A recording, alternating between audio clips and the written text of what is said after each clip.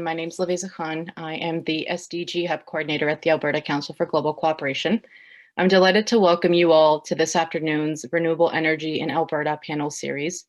The Alberta Council for Global Cooperation acknowledges that we are situated on Treaty 6 territory, traditional lands of First Nations and Métis people, and respect the histories, languages, and cultures of the First Nations, Métis, Inuit, and all First Peoples of Canada, whose presence continues to enrich our vibrant community. The Renewable Energy in Alberta panel series is a 2-day virtual event exploring current renewable energy work, opportunities, policy advancements, and barriers from perspectives of the industry, government, nonprofit, and academia. Panelists include leading individuals from solar, wind, hydro, biomass, geothermal, and hydrogen energy sectors in Alberta. The Alberta Council for Global Cooperation is a network of organizations and individuals working in Alberta together locally and globally to advance sustainable development and global citizenship. ACGC's mission is to mobilize Albertans to become global citizens engaged in sustainable development by building capacity of network organizations, representing member interests with government and others, and increasing awareness, knowledge, and connections of Albertans in global issues and sustainable development. The SDG Hub program is led by ACGC, which brings together young people in Alberta to fulfill the mandate of the United Nations Sustainable Development Goals, and is a space for young Albertans to meet, engage in meaningful dialogue, collaborate, and take action in their communities on issues they're passionate about. The SDG Hub has been made possible through the Government of Canada under the Canada Service Corps program. The panel series was organized by Preet King, a participant of the SDG Youth Hub, whom I'm excited to introduce. Preet is the organizer of the Alberta Renewable Energy series and was the moderator of the first panel, which took place yesterday. Preet is an early career professional who's truly passionate about sustainable development and working on the SDGs. She was connected to ACGC by peers and has been able to delve into energy and sustainability issues. She's very interested in exploring renewable energy opportunities in Alberta, and I'd like to congratulate Preet on hosting and organizing a wonderful event, both the series yesterday, the panel yesterday, and the panel today. And I look forward to hearing the conversation. On to you, Preet. Wonderful. Thank you so much, Laveza, for the introduction. Hello, everyone, again, and welcome to the Renewable Energy in Alberta panel series. I would like to thank everyone that has made time this afternoon to join this conversation and attend the panel. All members of the SDG Youth Hub were encouraged to identify issues affecting their communities and then take action. As a youth and recent chemical engineering graduate, I realized that providing energy and maintaining environmental sustainability is a huge and complex challenge. For as long as I can remember, I've always been interested in green energy.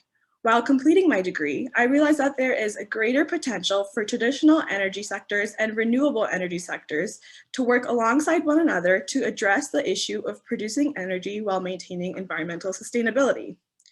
Through my participation in the SDG Youth Hub program, I was able to start exploring this idea and desire to combine my passions for energy, sustainability, advocacy, and I decided to hold an event where a diverse group of community leaders could talk about renewable energy in Alberta.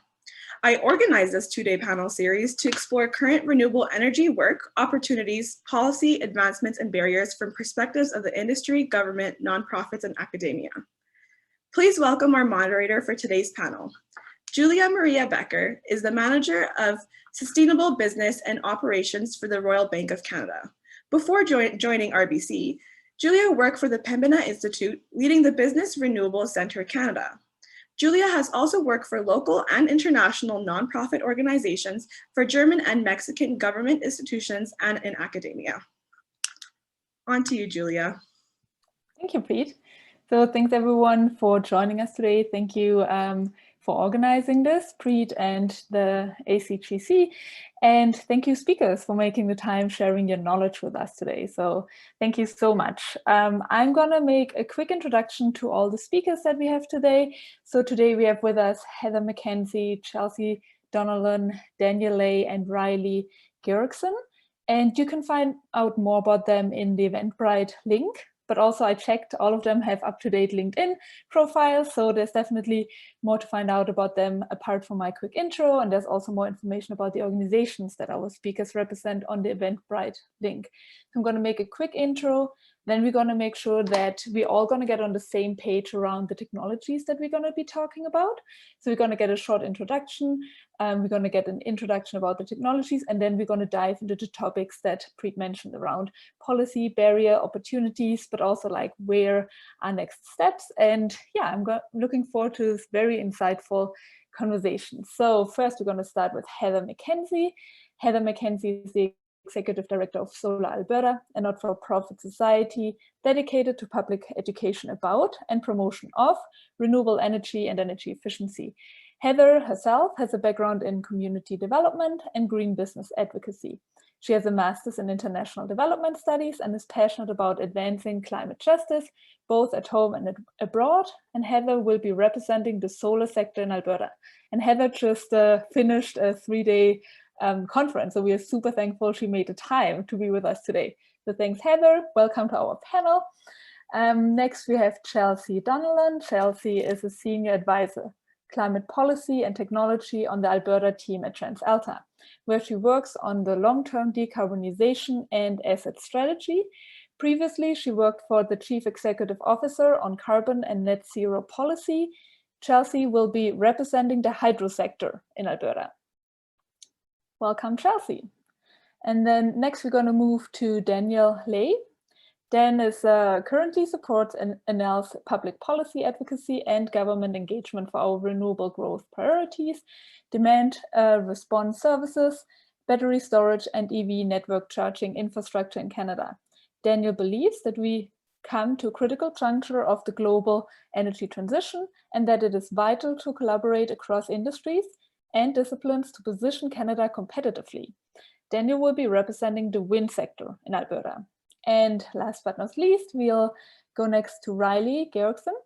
Riley has had the unique opportunity to be involved in renewable energy in Alberta through public and private sector roles, working in the Minister's Office of Environment and Energy, TransAlta Corporation, and the Alberta Utilities Commission, have given him a first-hand experience of how industry, government, and regulators can work together to progress renewable energy. So thanks everyone for making the time. I'm really excited, looking forward to this conversation, and welcome to our speakers. And as I mentioned, yeah, there's more information in the Eventbrite link or Googling them on LinkedIn. Okay, so now we're going to start with our conversation. So first of all, we know there is a diverse audience. So we wanted to make sure that there is we are all on the same page. There's something of a technological background. We're all on the same level, so the conversation can be fruitful. So we wanted to make sure that our speakers provide you, the audience, with a little bit of an overview. So what is a non-technical way, in a non-technical way, can you explain how the renewable energy in your field is captured, stored, and transmitted, and who are your consumers? And we're going to start with Heather on this. Sure. Thanks, Julia. I appreciate the introduction and the opportunity to participate in the panel today. So solar energy, as many of you will have guessed, is the collection and capture of the sun's energy, so the radiant energy, light, and you can basically convert the sun's energy into two things. Obviously, heat is a normal natural assumption, but you can also turn it into power using the light. And so today I'm going to be focusing a lot on something called solar photovoltaics, or you might hear people say solar PV. Solar PV modules are essentially electronic technologies that convert the sun's light energy into power and electricity that can then be used in a variety of ways. So that's the technology that I'll be talking a little bit about today, because that's the one that's taking off the most right now. It's the most affordable. Solar PV, I think the price has come down over the last 10 years from 90% of what it was 10 years ago. So it's become very common, very mainstream. And when you're hearing about solar in the community, you're usually hearing about solar PV these days. So that's the most common. That's what I'm going to focus in on today. And there are two different sort of large sectors or segments of Alberta who are consuming solar energy right now. You can actually generate solar energy, solar PV. You can install solar PV modules onto your rooftop, and you can generate solar energy and power at the local level. So that's at the home or business or organizational level, and you can do that to offset you can basically offset your own consumption from your home.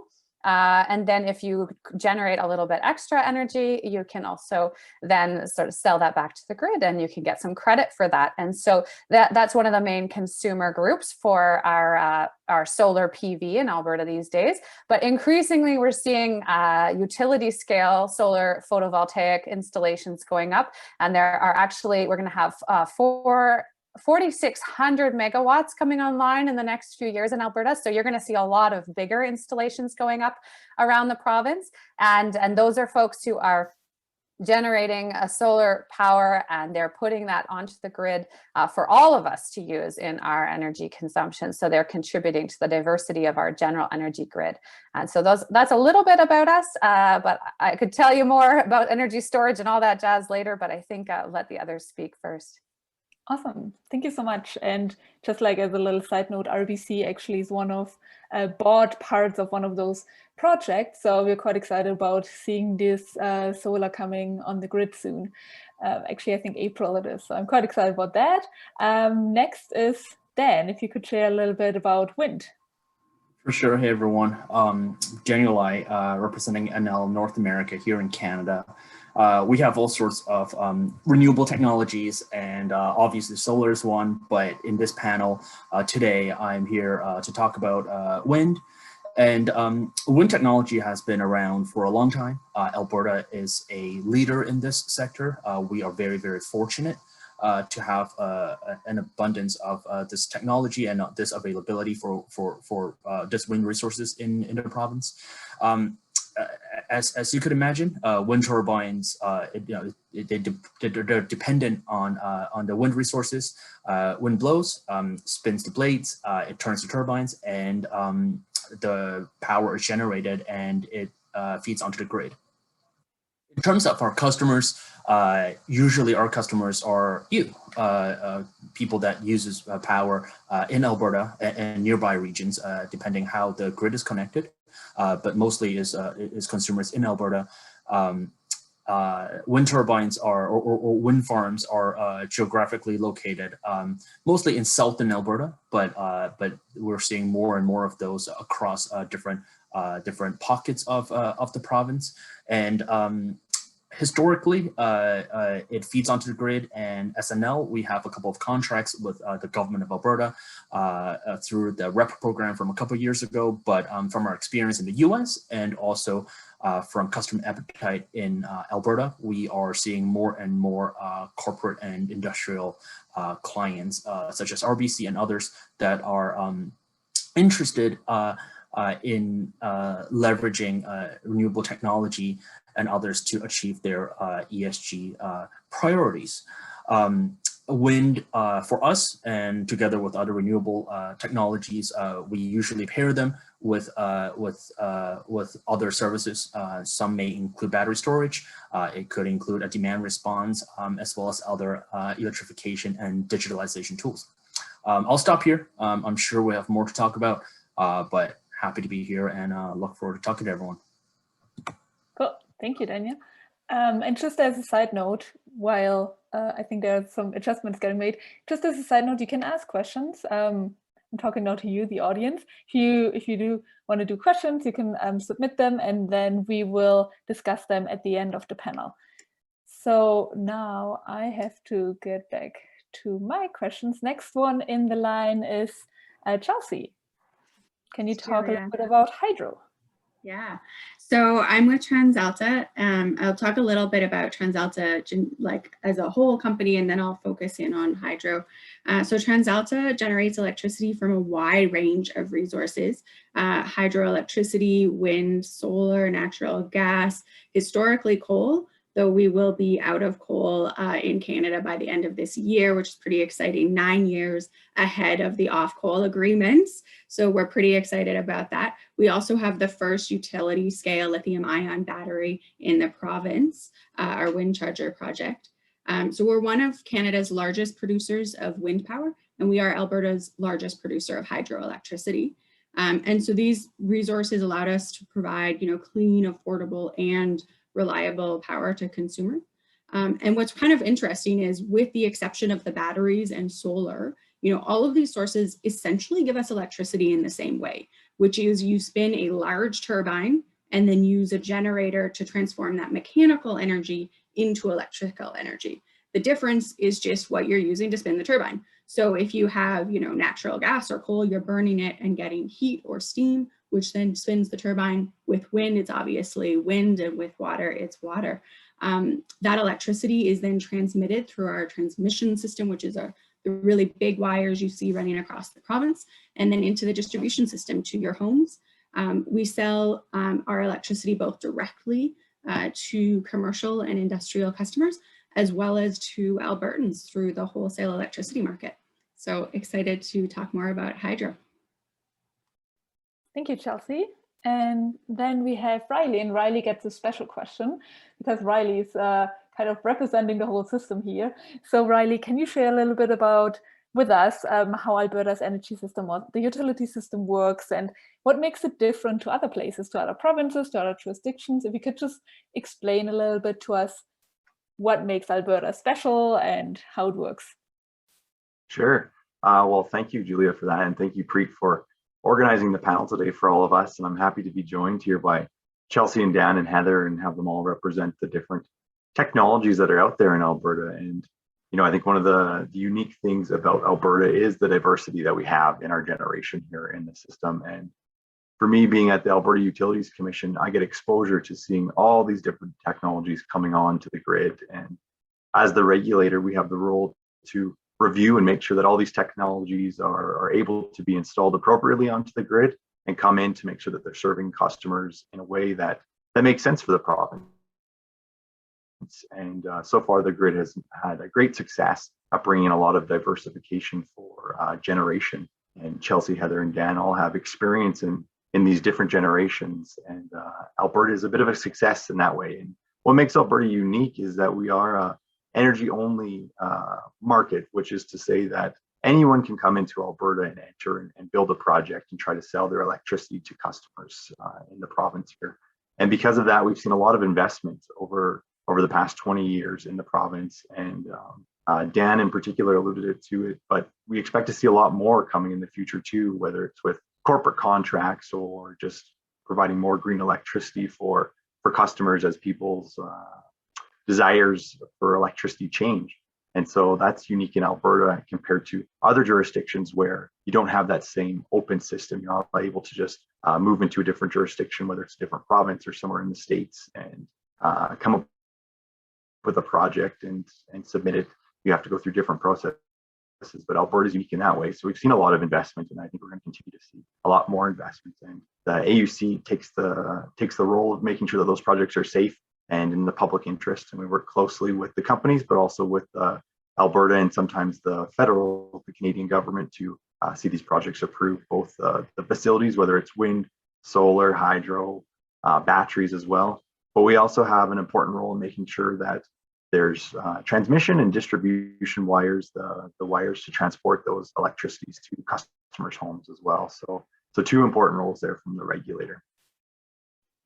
Thank you, Riley. Yeah, and definitely I can also see how what you just mentioned with the corporate procurement, so that is something that I've been involved in the past, and right now is also part of the mandate of my job. And it's something that right now is only possible in Alberta, that corporations like RBC can purchase renewable energy directly from the developers. So that's something super cool. And in other places like BC or Saskatchewan, where you have the crown corporations, it's not possible. So I'm quite excited about that opportunity in Alberta. And as you said, Riley, I see much more happening in the future. RBC is working on something, but I know also other corporations are working on their procurement and making some exciting deals. And as Daniel mentioned, it's all about like working on our ESG, which is for everyone who's not used to that abbreviation, ESG is environmental, social, and government, like our goals around achieving those ambitions that we have as an organization. We can do that through these power purchase agreements of buying renewable energy power directly from developers. And right now in Canada, it's only happening in Alberta. So that's pretty exciting, I think. Yeah, it's nice to see so many companies coming forward with their sustainability goals and looking to Alberta as a spot for that opportunity to achieve those goals. Mm-hmm. Yeah, perfect. So thanks everyone for putting us on the same page with the technology. Thanks for giving us a little bit of an overview there. The next question, I'm gonna leave it open who wants to answer that one first. So the first question, the next question is about how is your technology used in the Alberta context, and what is some of the historical context that our audience should be aware of? So just like making sure we share a little bit with our audience, kind of, Heather already mentioned, like solar prices went down immensely over the last few years. Like what are some kind of key things that our audience should know from a context perspective? And are there any new emerging technologies that we should know about? Like what's new around storage? How does it all fit together? So whoever wants to start can start on that question. Let's see, who's the brave one?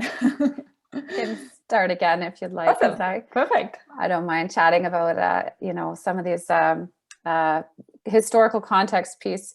So I think that the most important thing for people to realize about solar is it's just not considered fringe anymore. You know, solar, wind, everybody on this panel is not fringe. We're really mainstream energy producers now. And we're just one of many different types of energy on the grid these days. So you used to hear about solar as an alternative energy, and you almost never hear that word anymore, alternative, because nowadays solar is just one of the many energy sources in the mix. And so that's one of the key things to know about solar. And in Alberta context, I think the most important stat to know is like in 2016, Alberta had just 2 megawatts of solar electricity on the grid. And now there are over 80 megawatts and we're headed to 4,600. So in short order. So I think people need to understand that solar is not fringe. It's not alternative anymore. It's very much mainstream, and it's going to be playing an ever increasing role on the electricity grid in Alberta and beyond. So that would be the key thing I think people need to know about solar when you look back at our historical context.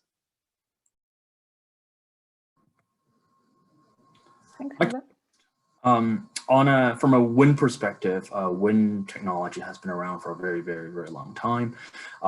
In Alberta, we have had wind for a long time, but the technology of wind turbines and blade and the whole package has been improving year over year. As of now,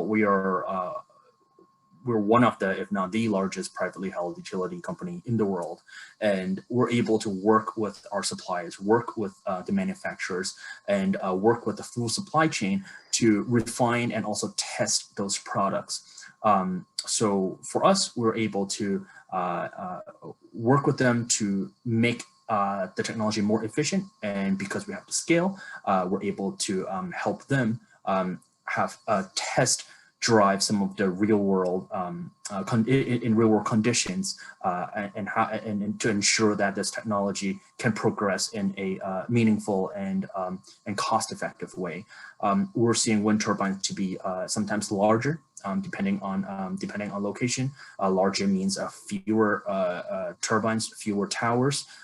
Usually that does not impact the landscape as much, and also will have a lower impact on the biodiversity in the region, but also we'll cut down on noises.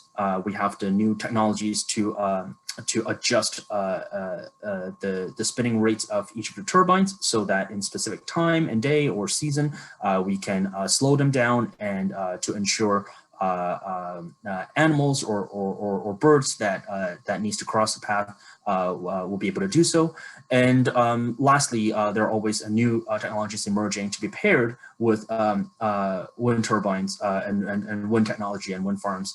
They include green hydrogen, and I think that's something that the last panel has talked about yesterday, as well as battery storage that smooths the curves and that allows the grid to be more stable and also provide a technological advancement specifically for certain corporate and industrial clients should they require that service. So I'll stop there. Feel free to answer any questions, and I look forward to hearing from my fellow panelists.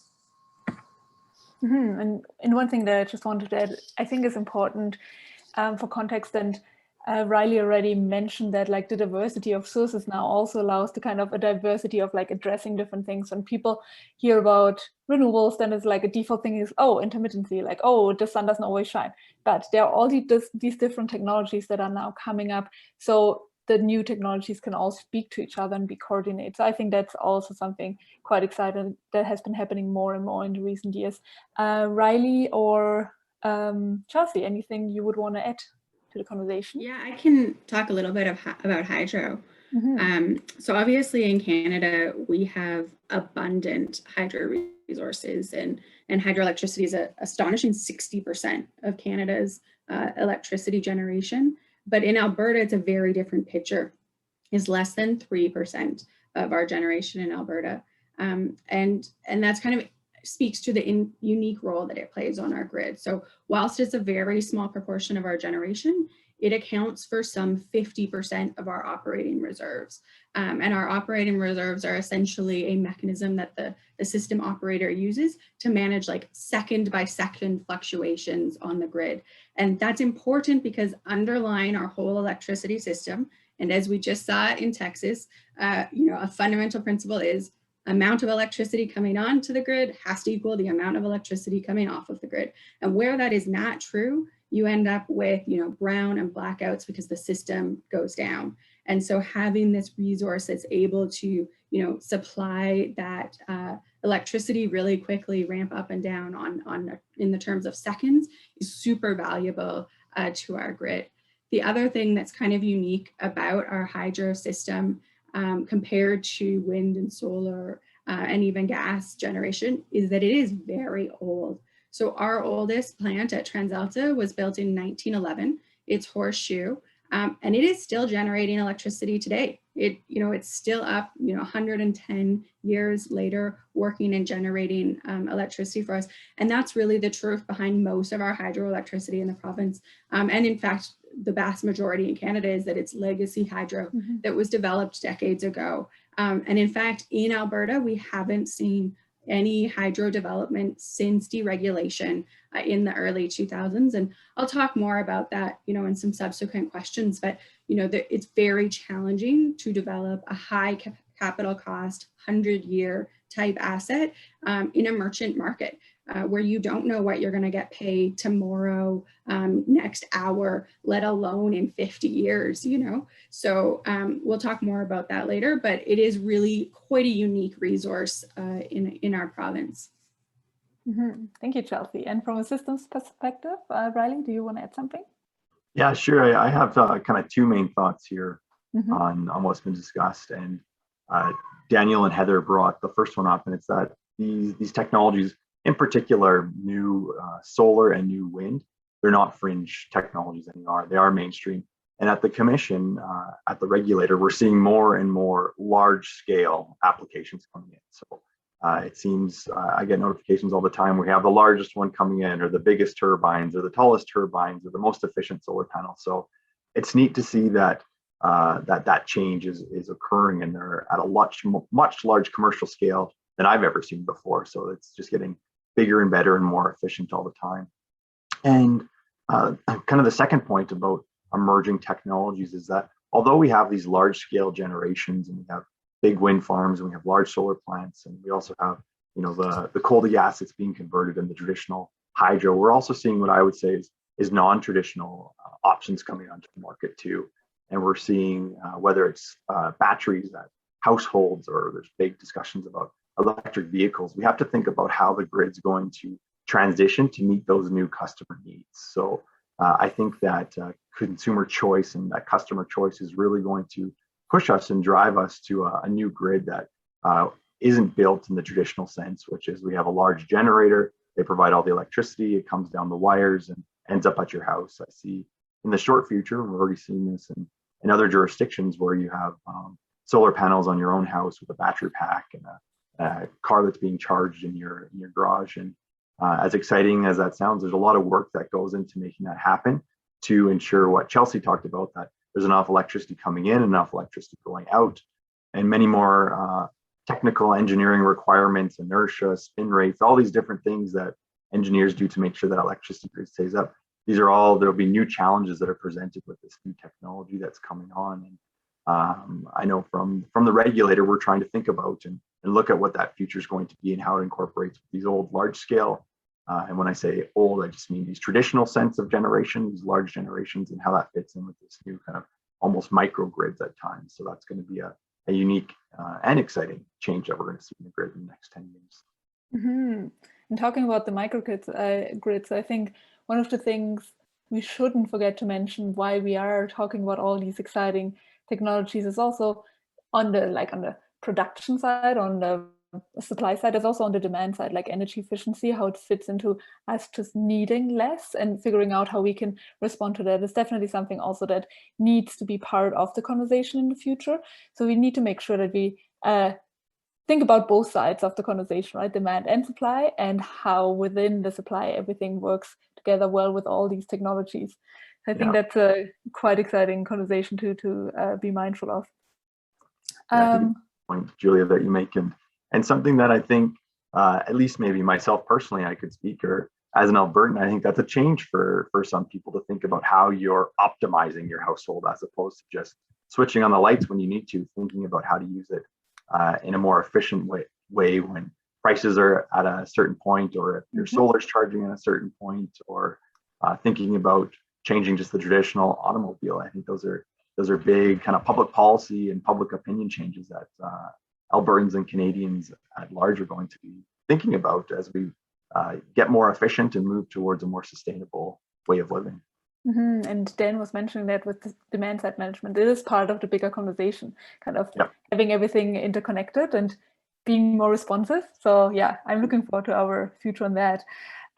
Cool, thank you. Thanks everyone. Next question is, what are the opportunities and barriers? So this is just, we want to understand a little bit better and share with our audience, what do you think are some of the barriers to your technology on a national, but also on a provincial level? Like, is there something that you need, or that you think if that would be changed, awesome, that's going to really impact the upscaling of or more development of your technology?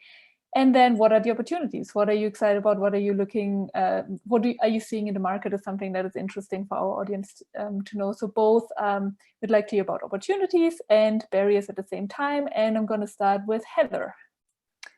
Yeah, thanks. And I see we've got Rocky Farrow on the line with us today, she's one of my heroes. So that's pretty exciting to see that we've got such an engaged audience today, which makes me want to mention community generation, of course, because there are, it's not just utility scale and microgen that I mentioned, but community generation as well is lumped in there with utility scale often. And that is an area that we have many challenges to overcome. I mean, if you look at the United States, they have net billing, net metering. There are a variety of techniques that are being used there to enable a wide variety of folks who don't literally own the roof over their head, or who do not have a solar appropriate roof, to participate in this grassroots movement. And you talk about the demand side, we don't have adequate mechanisms right now to fully mobilize the grassroots in Alberta, because you still have a significant chunk of the population who are not homeowners, who can't really participate in this green revolution here. So we have work to do on that front. And I know there are many people operating in the cooperative space, the ComGen space, trying really hard. Métis Nation of Alberta has had a successful community generation project get through the AUC process. So that's kind of where we have to really mobilize if we want this to be truly transformative, I think, in a democratic sense, to see all people participating in renewable energy generation. But if you look at the microgen, in particular, the barrier there is often around that initial upfront cost. And, for an individual homeowner, they're often still having to front 12, 15,000, depending whether they have a rebate accessible to them in their municipality or not, just to put modules up on their own rooftop. And so that's a barrier for many. And there are 4 municipalities now in Alberta using the government of Alberta enabling legislation around, it's called CEIP, and it's basically our version of PACE programming. If you've heard of PACE programming in the United States, essentially people are going to be able to increasingly purchase solar for their homes or businesses, and they're going to be able to pay that off through their property taxes over the long run while recognizing the monthly utility cost benefit.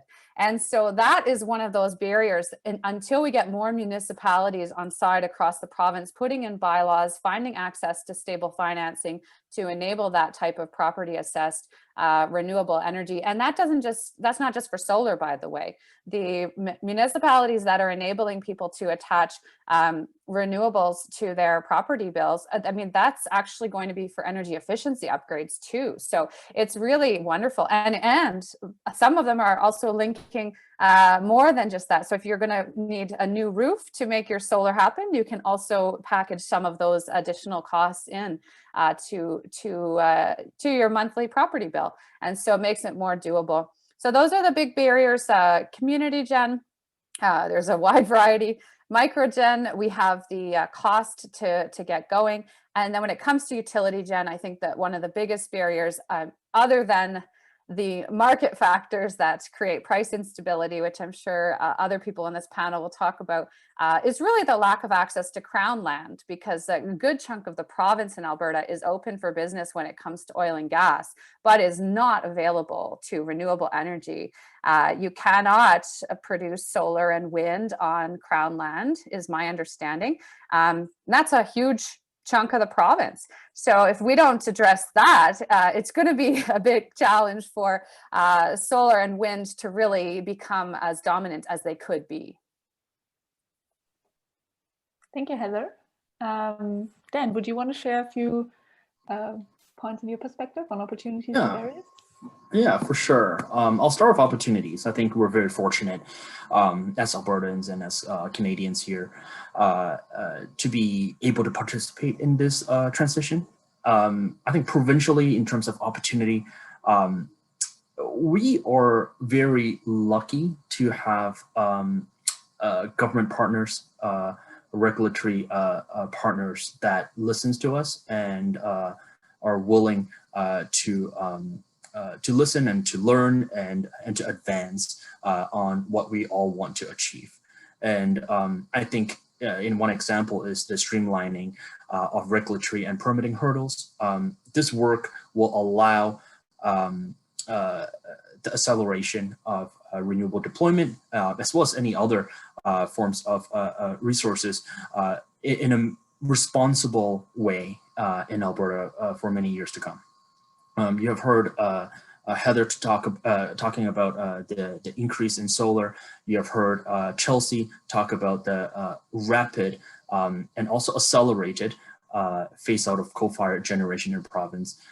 This makes regulatory and permitting regimes even more important as we enter a phase of growth in natural gas, but also in renewables and other technologies. We're very fortunate to have those very helpful and supportive partners in the government. The second opportunity that we have, I think, is education and public awareness. Albertans, we're very willing to learn. We're very happy to work with each other. I think that's also very valuable in this province. Sure, we talk about energy only market and all that, but ultimately people are the ones that are driving that growth. And we're happy to see that there are many stakeholders, landowners, partners that are impacted to make that conscious decision in this transition.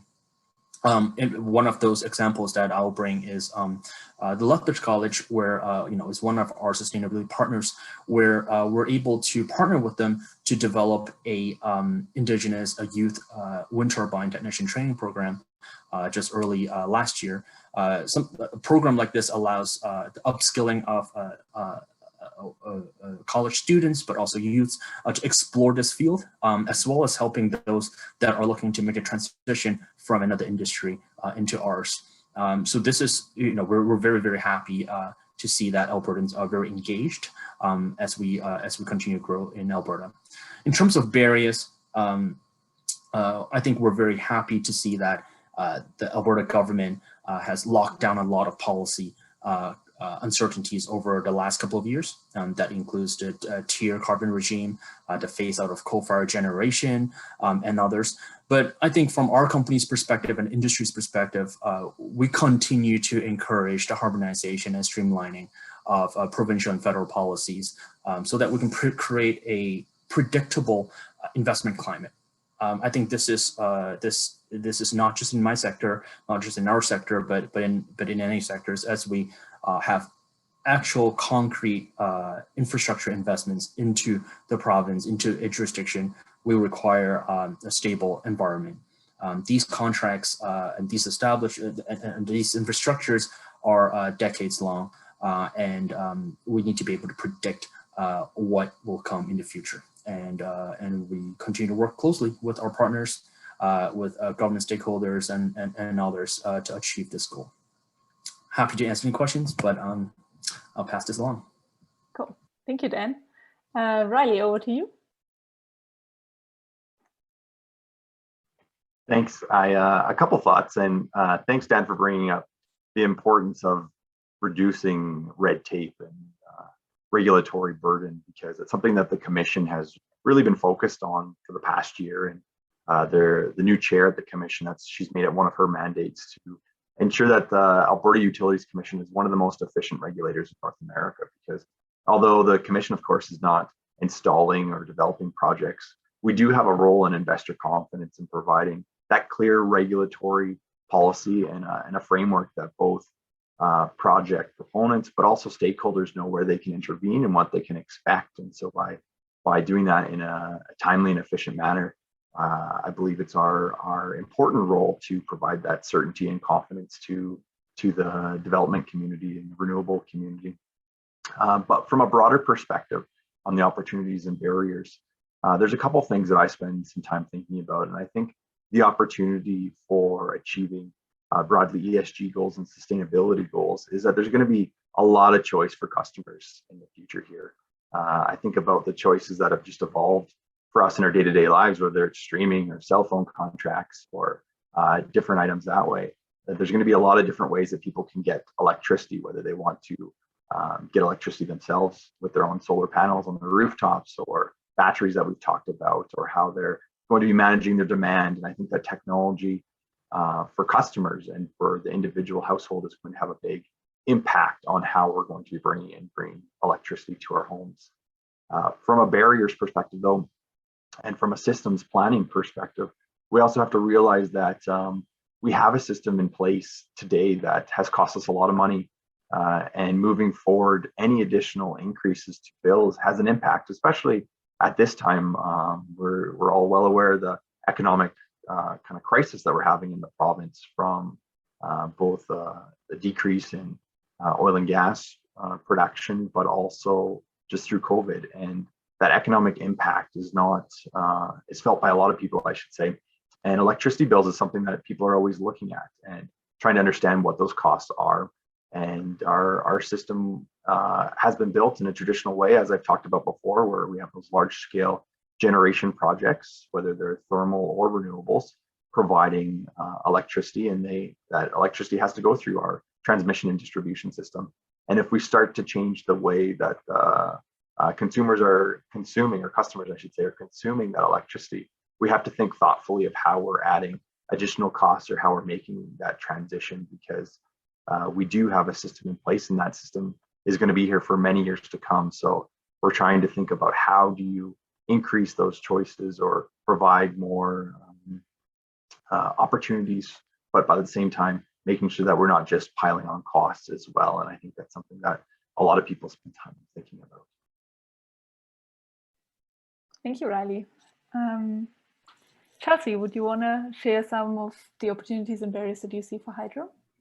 Yeah, for sure. So, I think we've done a pretty outstanding job, really, of as a province and as a globe of making wind and solar competitive, right? The fact you've seen 90% decreases in solar prices, I think it's 44 or something for wind, like they're huge decreases over the course of decades, which is unprecedented. And in Alberta, we have, a carbon pricing regime through the TIER program for industrial emitters that helps get, a second funding stream to those projects that de-risks them in a merchant electricity market. And so you are seeing, projects continue even after, the renewable electricity program ended, and you see these assets continuing to come on the grid.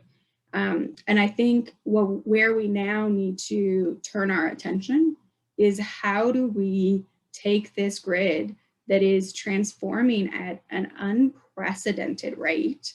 It used to take 60 years, for gas to come on and be a meaningful part. It took 60 years for coal. We're doing this in a couple of decades here. It is unprecedented. And how do we do that with intermittent resources that we still ensure our grid is fully reliable? And I don't mean that in any way to say bad things about wind and solar, which I love, but I mean that because in Alberta, our electricity system is a cannot fail system because we get -35 weather where our wind is, next to zero, if not zero, and our solar is, our worst solar all year. And we're going to get that for a week. And we have to make sure that when it's -35, you still get electricity because otherwise your furnace is going to go out and you will freeze.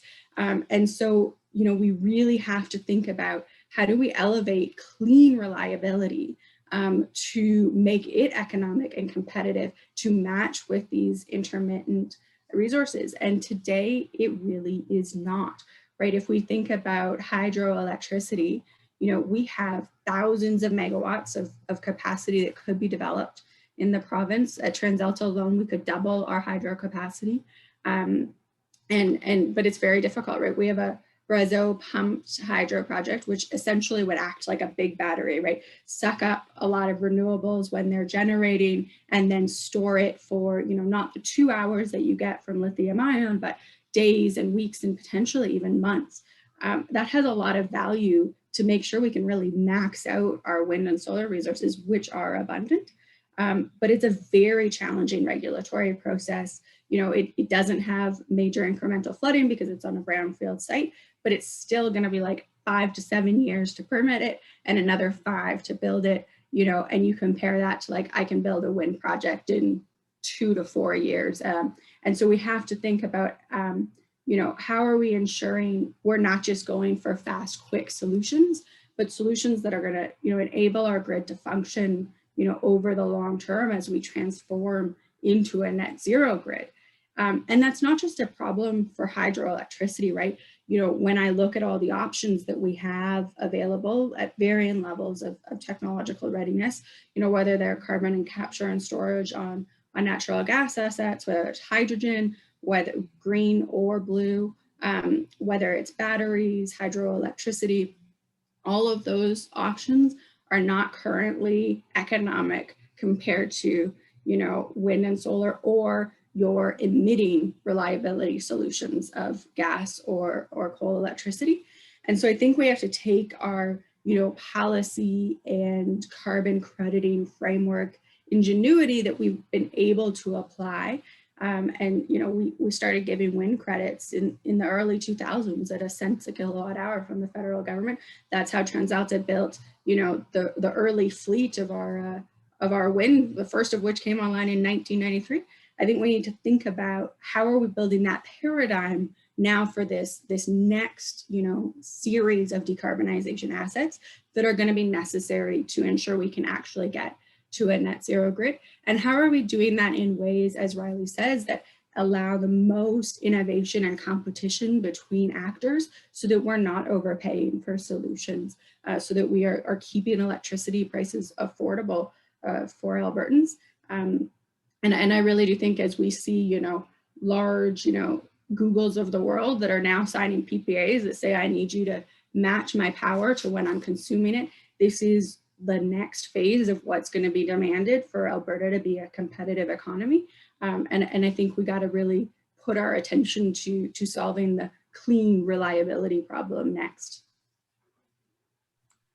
Yeah, thank you, Chelsea. I really like how you're phrasing it, the clean reliability one, because it is like this combination of all the different technologies working together and figuring out what makes sense. And as you said, we want it to be reliable, but you also want to make sure it's affordable. So how are these steps going to look like for Alberta? I think is something, well, I'm glad there are smart people working on this. And I know Riley thinks about this a lot. So it's good smart people are working on this. And there's a lot of good stuff happening. I think the other thing, apart from having the right policy in place, is also there's a good amount of, like, and you mentioned it with Google, there's also some good pressure by corporations, but also by now by the population, by people just like demanding these things, like this 24-hour everyday clean energy thing that Google is demanding or trying to achieve with their power purchase agreements, just gives a good push into the governments or like provinces and different areas to kind of see what is actually possible. I think it's a combination of all these things happening right now, which I'm quite excited about. Perfect. Thank you all for the answers. Anyone want to kind of add something to something that was said, or can we jump to the next question? I just wanted to add a quick comment that I was wishing we had it. I was wishing we had geothermal here today too, because when you look at our energy use and the easiest way for us to lower that pressure on the electricity grid, obviously, is to heat our homes with with sources that don't rely on any of us. And so if we can take that home heating component and find alternative sources for that, I mean, that's our biggest. You know, when you look at your electricity bill, right, that's usually the biggest, the home, or your utility bill rather, usually that home heating component's huge. So it'd be nice to have geothermal in the mix just to talk about that clean reliability piece and how we can take a little pressure off the electricity grid using clean energy still. So just a thought for future panels, we could get them in the mix. Well, and they were yesterday, right? So I think like the exciting, yeah. So yesterday, for everyone who listened yesterday, with geothermal was there and hydrogen. And I think another thing that I think, Chelsea, you mentioned at CCS, how it fits with hydrogen, like blue and green production. So what I also think is super cool, all the cool startups coming out of Alberta in these technologies. Like, I think it's something to be quite proud of, like in the geothermal space, in the hydrogen space. There are lots of cool stuff coming out of Alberta in the CCS space, and CCS is carbon capture, utilization and storage, for whoever's not used to the acronyms that we are throwing around. So yeah, there's a lot of good stuff coming out of Alberta that I'm quite excited and proud of. Yeah, and thank you for reminding us of geothermal, Heather. Cool. So then our next question, and this is like now almost at the hour, what we actually want to kind of, with this being part of the Sustainable Development Goals conversation, how are these technologies, or how does this all fit with the SDGs? Like, can you explain a little bit more how renewable energy in Alberta contributes to us achieving and getting closer to a more just world where we achieve the Sustainable Development Goals? And this is an open one, so whoever wants to start.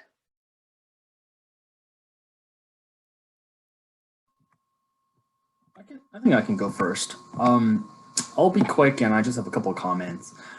With regards to clean and affordable energy, I think you have, I think the attendees in the room have heard from us highlighting the competitiveness of wind, of solar, and of many new forms of hydro across Alberta and also the continent. I think the affordability piece is critical in this junction. It will be challenging for us to achieve where we want to go a decade ago, simply because the technology wasn't there, and we're here now. So we're happy to see that, and I think we all have a role to play. I think each member on the panel representing their respective industries, we all have a role to play, but also for consumers to have a role to play. Leading to the next point, in terms of responsible production and consumption, for us, we firmly believe that renewable energy generation and distributed energy resources, as well as demand response, also have a key role to play in grid stabilization. What that means is everything works together. The grid is complex. There's no one size fits all. And like Riley had said before, we're very happy that we're very fortunate to have a market where there are many different players, and that everyone can contribute into this evolving regime. And this is a good thing, because with more players, we can actually accelerate to achieve our goals quicker. And with different types of technology and different types of production sources, and also ways that we're consuming power, we think this is an important piece into the whole puzzle. And I think the last piece that I want to talk about in terms of climate action, I think that's important to all of us, and that's why we're here. It requires collaborative engagement and also policy guidance from decision makers. And the only thing that we can do as companies is to be ready and be able to support that transition, and also to provide you, the audience, the consumers, but also policymakers with the best information moving forward. So I think you've heard me say this before, but I think we're very lucky to be in this spot right now, and it's a very critical junction where we can achieve shared priorities between us, but also as Canadians and as Albertans.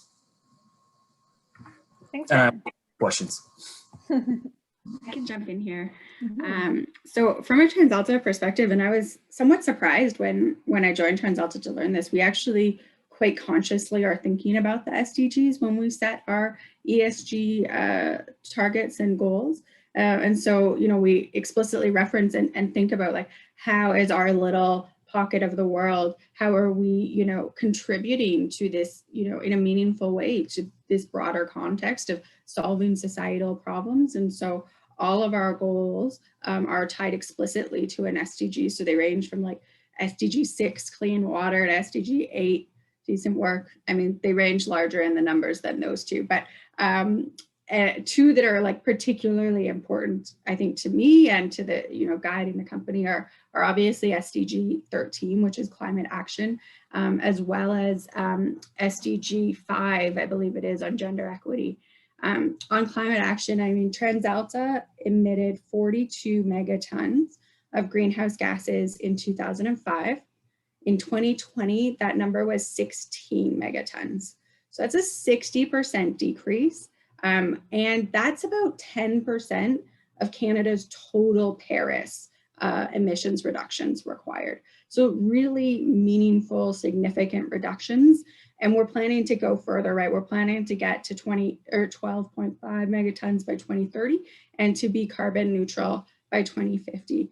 And what I think is really interesting about a lot of Albertan companies in how we're approaching this, in TransAlta in particular, is we're not just divesting assets. We're not just selling coal plants to a private equity holder that continues to run those assets so that we can just move into the renewable space.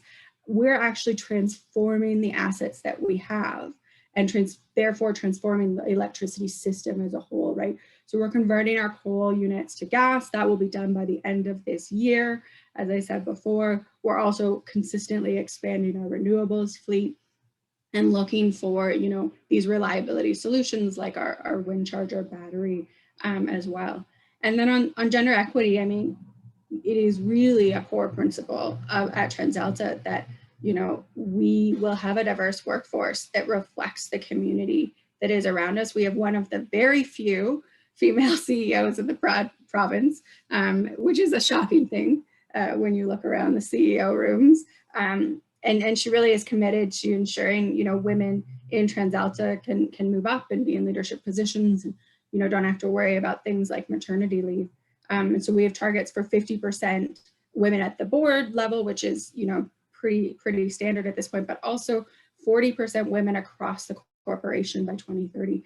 And that might not sound that ambitious because we should already be there, but actually it really is when you think about our sector and the fact that, we have a lot of trades and operational folks who predominantly are male today. So we're doing some cool things internally that to think about how do we really educate and train women into these types of positions. But it really is, I think, a key part of what we all need to do in our corporations and pieces of the world is think about how are we trying to solve these big global issues that exist today.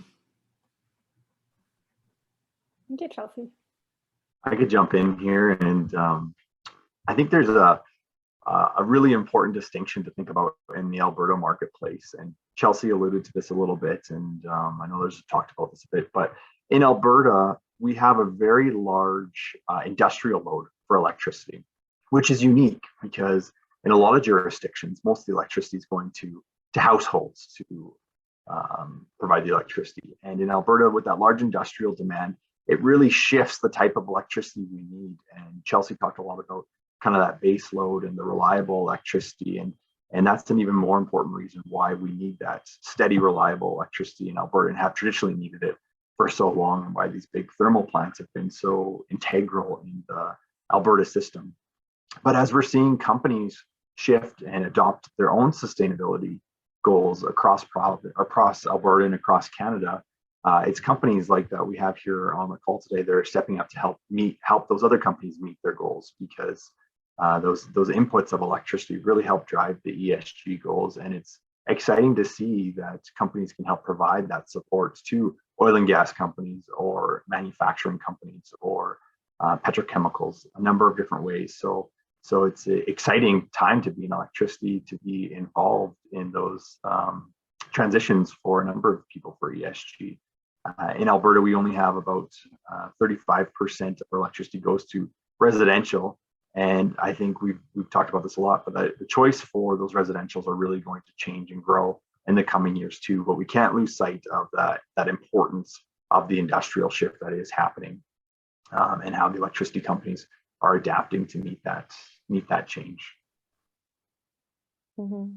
Yeah, and I can jump in there if that's all right. And I think I'm glad you mentioned the importance of grid interties as well. And as we look at our, reliability, the importance of not acting as an island. Alberta, we can't just be locked in as a province in this day and age. We have to find a way to do business with others and get along with others, because we all need to rely on each other to have a reliable grid in the future.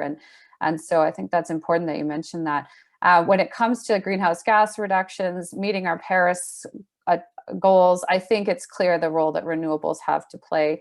I'm really glad you added the question around gender equality, and Chelsea already touched on it, but I see that as a call to action, really, because let's be honest, in the energy sector, I think 25% women, it's pathetic, right? It's just pathetic. Renewables are slightly better. I think we had last I saw, we were around 35% women, but not in Alberta. We know that. Anyone working in the sector knows it's not 35% in Alberta.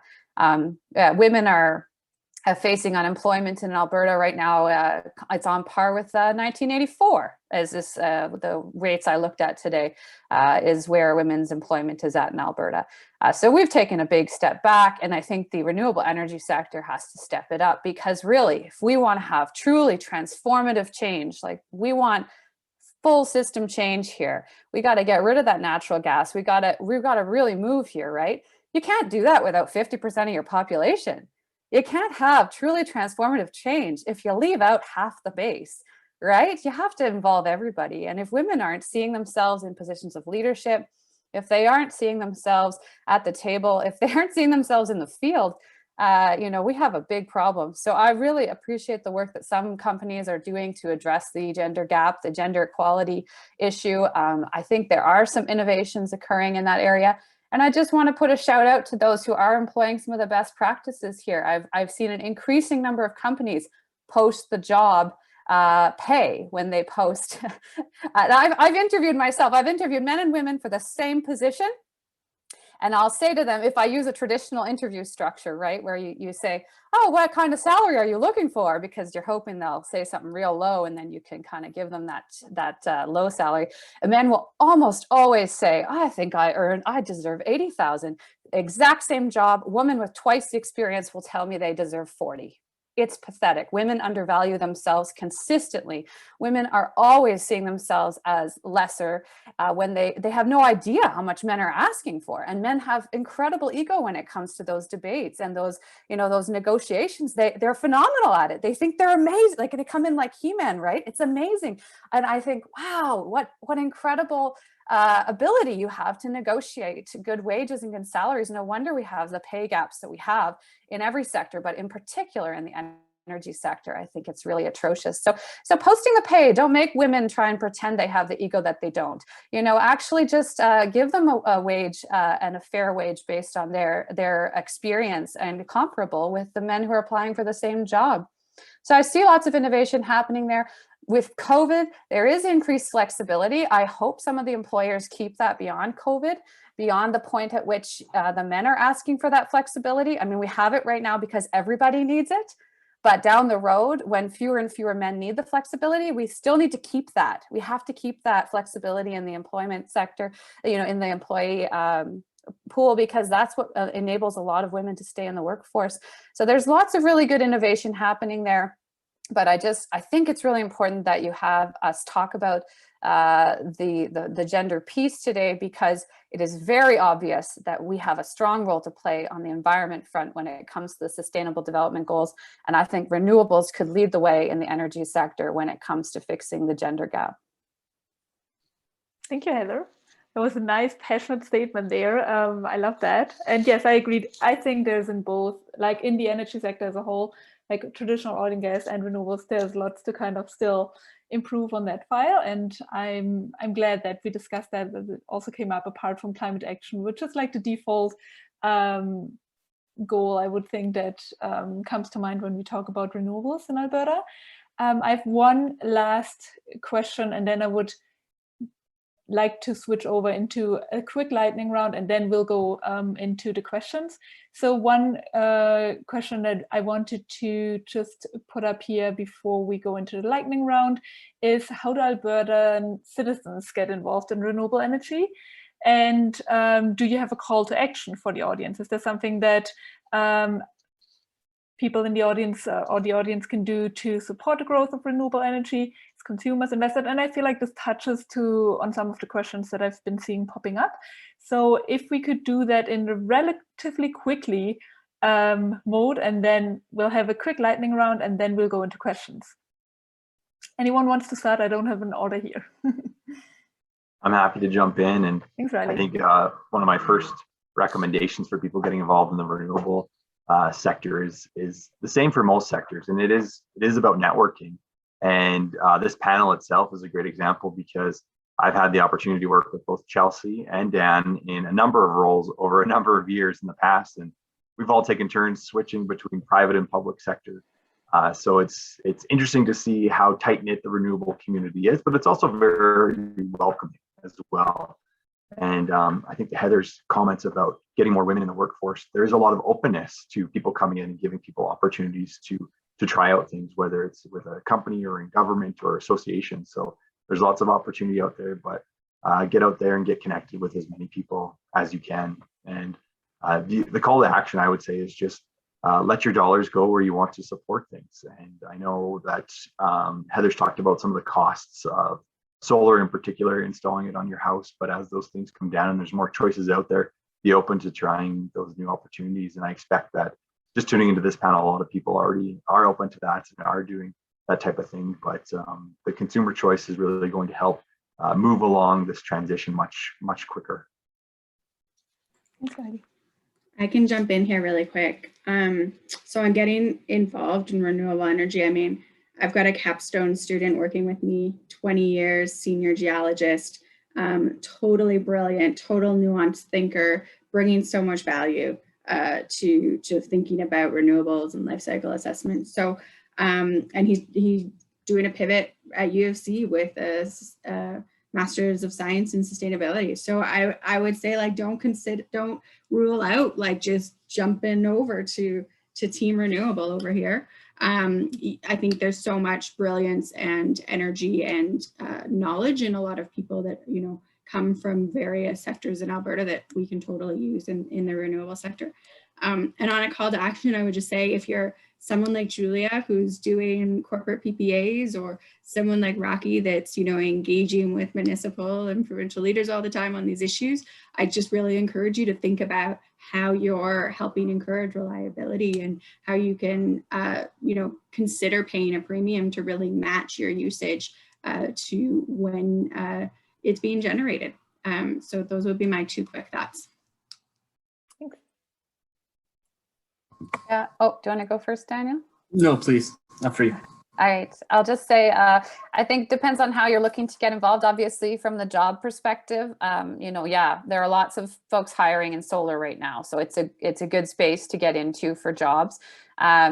We actually offer a number of courses through Solar Alberta. You can register. They're quite affordable to take some courses just to get a little bit of an entry into the sector. But we can also direct people to various programs at, say, NAIC, Lakeland. If you need a program, there's probably a program out there for you right now, just for transition purposes.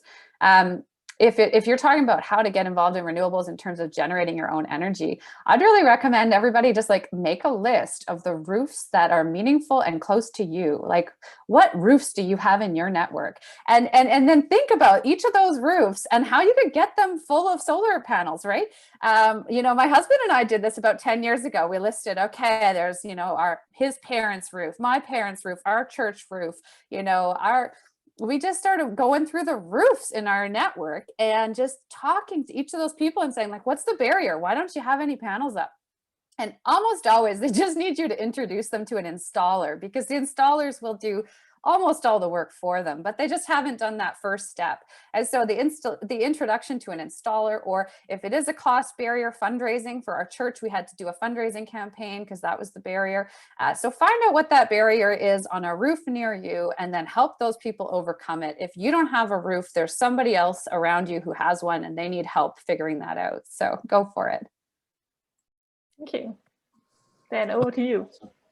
I feel like that deserves a standing ovation right there. I'll be quick. I know there are some questions on the floor. For the first question, how do we get involved? I agree with all of my fellow panelists. You know, network, get educated, learn, and be willing to learn. I think all of those things are critical. I've met many of my panelists through work, but also through networking, and as we share, you know, similar ambitions and some similar passions about this industry. Talk to people, talk to us, talk to Preet. I think we're a good step into this world. For the second question, I think there are 2 parts. One is as an individual, I think it's worthwhile to learn or to read. I know it can be kind of boring sometimes. Sustainability reports from companies. I think that's something that's going to be more and more robust, and it's an interesting way to evaluate a company that you or your family or your friends work at, and to understand what that company is really doing, and beyond the bottom line. I think that's one thing that I think we should, you know, at least skim, and I think that's a good way to enter into this world and understand what the company is doing, especially in Alberta, where our industries are very energy intensive, and some of them do emit greenhouse gases. So learning about what they're doing and learning about how they are integrating their businesses with renewables, I think that's very valuable. The second point is in terms of networking, in terms of learning, in terms of you know, being here. I think one thing to share, at least, you know, from a personal experience, is keep an open mind. I think all of the panels here agrees that there's no one size fits. It's not one size fits all and a solution. And in Alberta, we need everything, at least right now. And this is the time to actually work with each other and be willing to accept something new. There's no need to carry one specific view of a specific technology, and that's not going to be the be all and end all, because in 5 years, that technology will evolve. Whatever that is, it will evolve. So I think those are my points, and we can move on. Thanks, Dan. I'm going to have quick comments from my side, just because I have privilege as moderator, I can also say something. I think for me, there are a few steps as individuals how we can be active and support renewables. Let decision makers know that you care about this. This is also a political thing.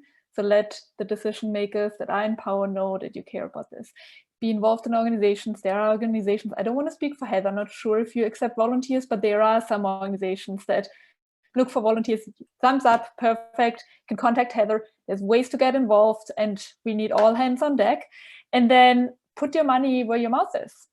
Put your RSP into sustainable investing. Make sure that projects get supported. That's an easy way. And then also understand your footprint. Like, a lot of people still misunderstand where their emissions come from. And I think it's an important part of the conversation, just to understand how you as an individual can contribute. Okay, last question, super quick. This is the lightning round. Only one sentence each speaker, and I'm going to start with Heather, then Daniel, then Chelsea, then Riley. What gets you excited in your area? One sentence. Heather. The grassroots nature of solar gets me super stoked. I love how it's bottom up, and it's phenomenal. Awesome, thank you. Daniel. I like the integration between generators and consumers in my sector. In Alberta, we're involved in both generating, obviously, through renewable sources, any sources that matters, but also on the demand side, where each company have the opportunity, and also government agencies and large and small industries can get involved into managing their own power. And I think that's very empowering as well. Thank you, Dan. Chelsea? The pace of change, big disruption, big opportunity, very exciting. Awesome, thank you. Riley? Yeah, I was going to say the same thing. The rate of change and being at the regulator and seeing all these new technologies coming down the pipe, it's pretty exciting to see how the system's going to be transitioning and transforming over the coming years. Awesome, thank you, Riley. And then we have 10 minutes for questions. The amazing team has helped me by gathering all the questions. So now I'm trying to get, I'm trying to figure out which one we can prioritize with all the questions. And I wanted to comment on one question that, Preet and Lavesa, could you kind of color one question that you think I should take first in the Google Doc that I'm looking at? And I wanted to kind of make sure, I saw there was one question about RBC and coal financing, and I don't want to take on too much air on this panel because this is about renewable energy, but I just wanted to make sure that whoever made that question can follow up with me. Happy to talk more about RBC's ESG goals. We have committed to be carbon neutral in our financing by 2050. That's happened last week, which is super exciting. Last year in October, we made an announcement that we will not do any more coal financing, especially with open pit coal mining. So that is something, if you want to learn more about that, I didn't want to kind of pretend I didn't see the question. So if you want to ask me more about that, I'm happy to kind of answer that question. And I'm super proud of RBC having made some really cool commitments, especially like by 2050 being net zero in its lending is a pretty big commitment. And by 2025, we're going to be net zero in our operations. Yay. So yay to net zero goals. Also shout out to Chelsea and TransAlta. So yay. And now you citizens and the audience have to hold us all accountable, right? To actually deliver those things. That's an important part too. Oh no, the question's on the way. Oh no, this is, okay, cool, they're back. Awesome, thank you team.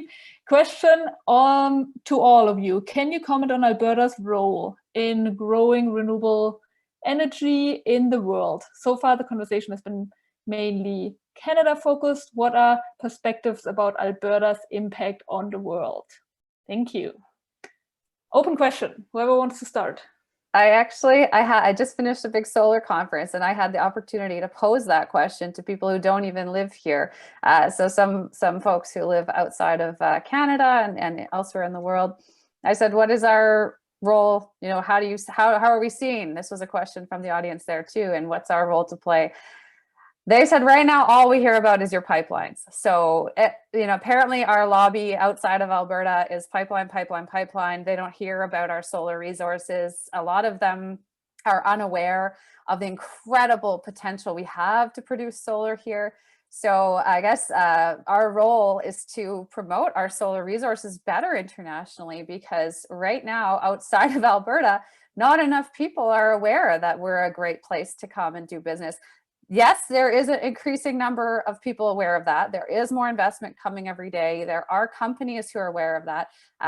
But we still have a long ways to go before people outside Alberta truly understand our renewable potential and how awesome it could be.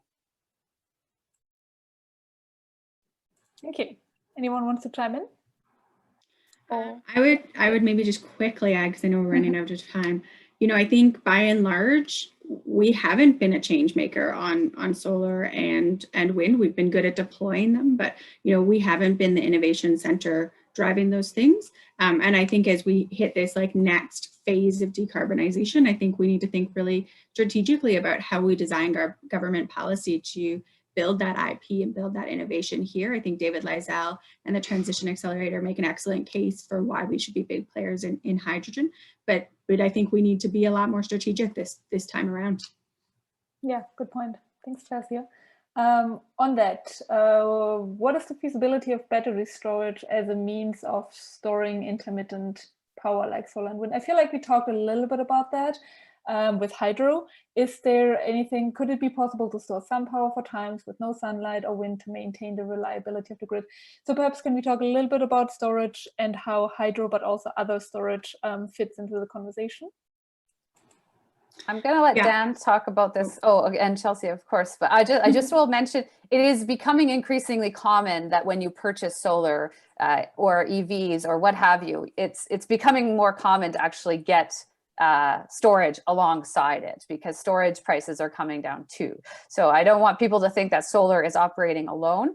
More and more solar companies, more and more EV companies are actually offering storage options as part of the parcel. It's just a package deal these days, increasingly, and will be more and more so as the price of storage keeps coming down. But I'll let the others speak more technically to that. Chelsea, do you want to jump in? Yeah, sure. I would say, we have wind chargers, so it's a lithium ion battery, but what we have to consider with those is they're really storing for about 2 hours, maybe 4 hours. They're pretty short duration storage. So that's absolutely valuable to shift peak sun into the evenings for peak load. It doesn't solve our -35 for a week problem, which is fairly unique to Alberta. There we got to look to long duration storage. There are battery technologies that are evolving to meet that. They're not really largely commercial, not competitive with lithium ion today. And then obviously pumped hydro, which I think is going to address one of the questions there, which is pumped hydro theoretically can store for months, right? You look at a lot of how BC manages some of their pumped storage resources, they'll even store for between years, multiple years. So those types of options are available. You have to recoup a lot of cost in a few discharges for long duration storage, which makes the economics challenging. I'll also be quick. For battery storage, it's something that's very important to us. In North America, especially, all of the investment decisions that we make, we factor into whether or not storage makes sense. We acknowledge that each jurisdiction have their own unique characteristics and it might not work everywhere, but internally we ask ourselves that question. Why, instead of why are we putting a battery onto this project, we do it in reverse, which is why do we not have a battery in this for this project. So this is becoming a norm for a company like ours. And yes, battery can be paired with wind and solar, but for us, one of our business lines, Panelists in Ontario, we pair a battery with our clients' plants so that they can shift their manufacturing processes and also support them to shave off expensive peak costs. So ultimately, it comes down to working in a jurisdiction that works, and also having competitive regimes to allow these type of alternative resources to play a part. And ultimately, it's to serve the grid and serve those that are using the grid. Thanks, Dan. I have one last question for Riley. 2 minutes. Oh, sure, I was going to add on the batteries. The other thing that's coming up is not just the storage of electricity, but also is there an opportunity for batteries to support the transmission and distribution system, because we know that those wires costs are very expensive. When you look at your bill, they're a large component of it. And can batteries play a role in helping to transport electricity as well? And I'm going to add energy efficiency, so we don't forget about that. Is also important in the mix. Yes, as well. Yeah. Riley, 1 minute. Where do you see the distribution of generation types and the distribution of Microgen versus utility scale going in the coming years and decades? Wow, we're going to close on that. Excellent. Well, I think I talked a little bit about this in some of my comments, but the biggest piece is just that customer choice. I think that customers are going to want to have more choice to manage their own electricity needs at home, at their commercial space, and that the evolving technologies with smart meters, solar panels, batteries, electric vehicles, those are all coming into the province. You're seeing them come into other jurisdictions, and it's just up to us to make sure that we're managing those costs appropriately, because no one wants to have a system that's not affordable. But when we bring in these new choices, we have to manage those costs. And so I do think we're going to have much more of that come into the system in the next 10 years, and certainly in the next 20 and 30 years, there'll be a major shift that way as more people are buying electric vehicles, and the grid needs to adapt to supply the electricity that's going to be required for those electric vehicles and those charging stations across the province. So it'll be a neat transition, one that's largely driven by technology, because it's going to take some new technology to help manage those that new demand. It's not just going to be the traditional generation, it's going to be technology helping with shifting demand and helping move electricity around. So it'll be a neat change for us all to be a part of. Awesome, thank you. And with that, I wanted to thank the speakers for making the time today. This has been a very insightful and interesting conversation. I hope you, the audience, enjoyed it as much as I did, and I hope there was lots of new things you learned today. And thank you for attending. Thanks for making time on a sunny afternoon on a Sunday for being with us and sharing knowledge or learning with us together. And a special thanks to Preet for organizing this, and to Lavisa to be part of the SDG Hub making this happen. And thank you to the Alberta Council for Global Cooperation. And just one heads up, there's going to be a survey coming your way with more information, but also where you can give feedback on this panel. And that's it. Thanks so much, everyone. Thank you for attending, and thanks for making the time, speakers. Thanks, Julia. Thank you. Thanks, everyone.